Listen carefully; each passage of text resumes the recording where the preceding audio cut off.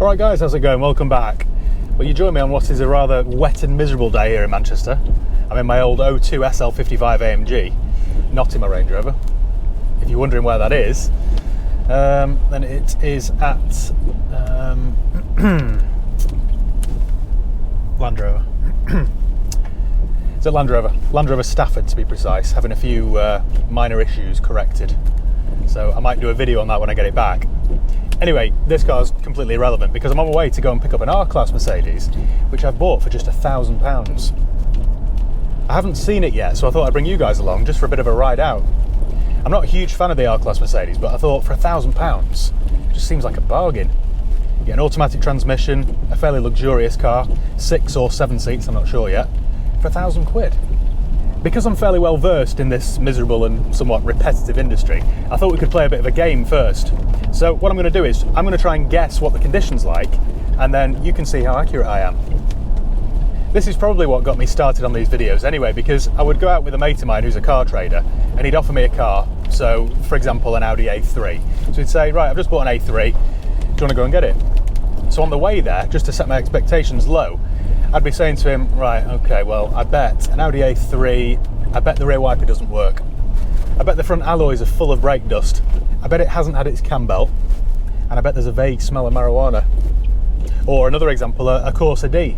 I guarantee when I open the door, there'll be some mould in there and it'll smell quite damp because of a failed boot seal or door seal.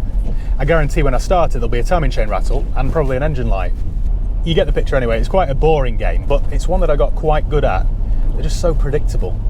Let's look at the facts then on the R-Class. Because I've got the key, I've got the registration number, so I did a quick MOT history search and discovered that it's done around 150,000 miles. It's a late 2006 model on a 56 reg, so I know that that falls into the high road tax category. That'll set somebody back £585 a year. I bet it's either obsidian black or that neither here nor there pale blue colour that isn't very flattering. I can't imagine anybody specking that from new. They all seem to be the black or pale blue. I bet it's got half leather, half Alcantara interior, and I guarantee the Alcantara will be all bobbly and frayed. It always seems to happen. Oh, I bet the steering wheel buttons are sticky, like one of those hanging fly traps that you see in some people's kitchens.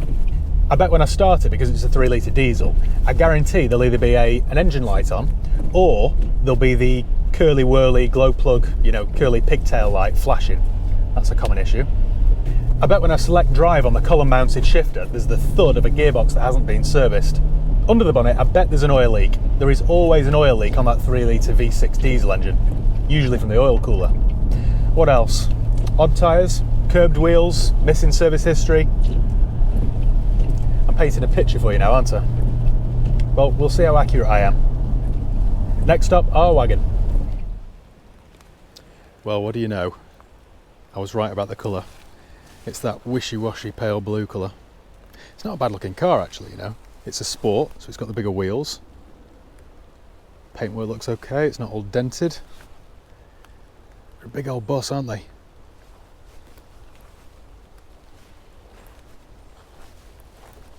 Oh, it's an AMG. I can't remember the people at Affalterbach making a 3-litre diesel AMG, but, could be wrong. It does need a good wash. Look at the state of the wheels, full of brake dust. The discs look okay, actually. Oh, we've got a land sale.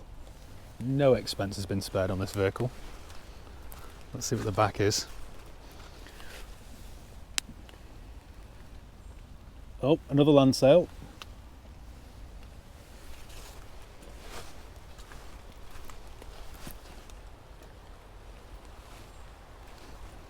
Originally an Essex car, or an East London car. Another AMG badge, oh dear. Who are you trying to kid?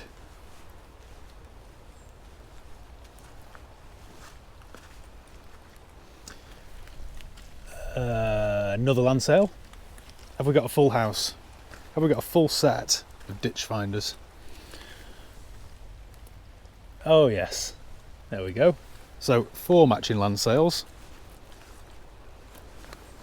Now to be fair, it's got a poppy too, so he has redeemed himself for the AMG badge issue. It's got xenon lights. I think they would buff back a little bit actually. Let's open her up then, shall we? Both keys work, that's a good sign. It's actually in pretty good condition. Look at the size of these rear doors. So much leg room. So it's only a 6-seater, but we've got the captain's chairs and then 2 more in the back. And half leather, half Alcantara, exactly as I predicted. Original floor mats. You know what, it's quite tidy, this. I think my £1,000 purchase there is pretty good. Back lights aren't cracked, it's got rear parking sensors. Power tailgate or not? No. No, and I think the springs have gone. You need to be an Olympic shot putter to raise it.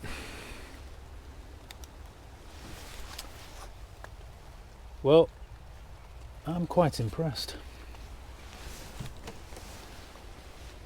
Yeah, that is buggered, as they say. Let's get inside. Yeah, bobbly seats. Look at this, because it's automatic and it's on the column there. We have got cup holderville. Look at that. Storage central. Receipt here from KFC. More storage under there. Oh, Bluetooth. Sat nav. No heated seats though, that's a pity. Shall we fire up then and see? You ready for this, boys and girls? Service exceeded by 78 days. Do the glow plug twice, just give it a chance. Well, oh, hang on. Brakeware, visit workshop, exclamation mark. What else? Is that it? Is that it? Result. There's no fuel though, and I have got some very, very sticky buttons. But, well, that's better than I expected. No fuel in it. What else should we check for? Put the wipers on. The wipers are all right. Service history. Let's have a look. Sounds quite loud.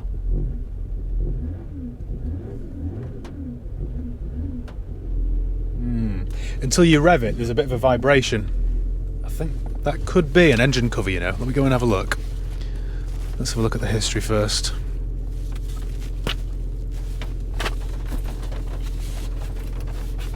Where are you?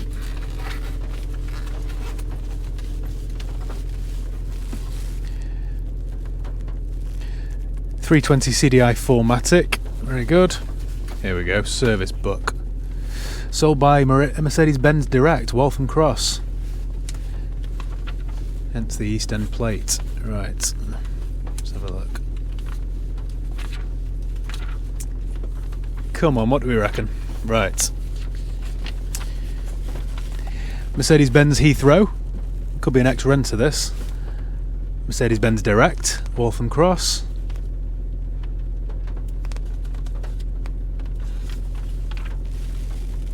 Mercedes-Benz Colindale.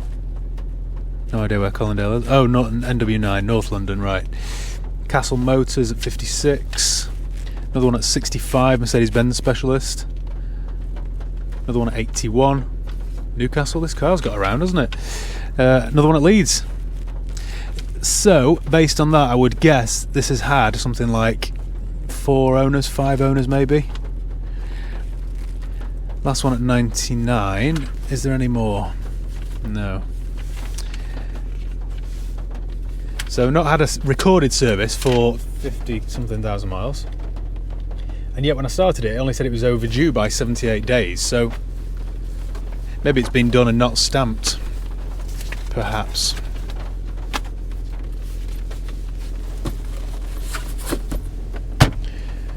Should have a look under the bonnet. Where is it? Oh, maybe not. I think we'll leave that.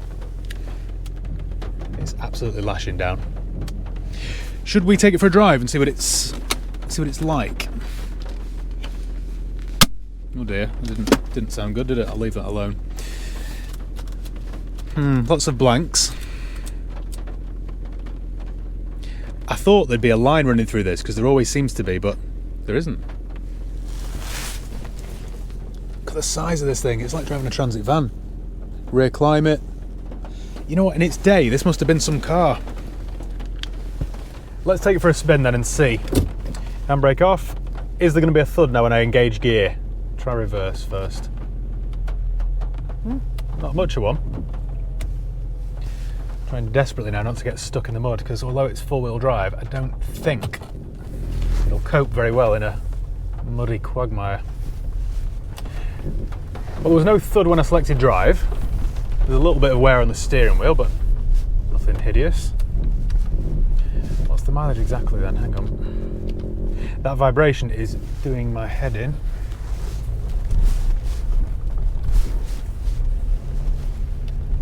Well, it's quite solid over the bumps.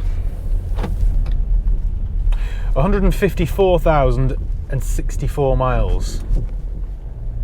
What is it, 15 years old? About 10,000 miles a year. That's not particularly high then, is it? It's about average mileage really for its age.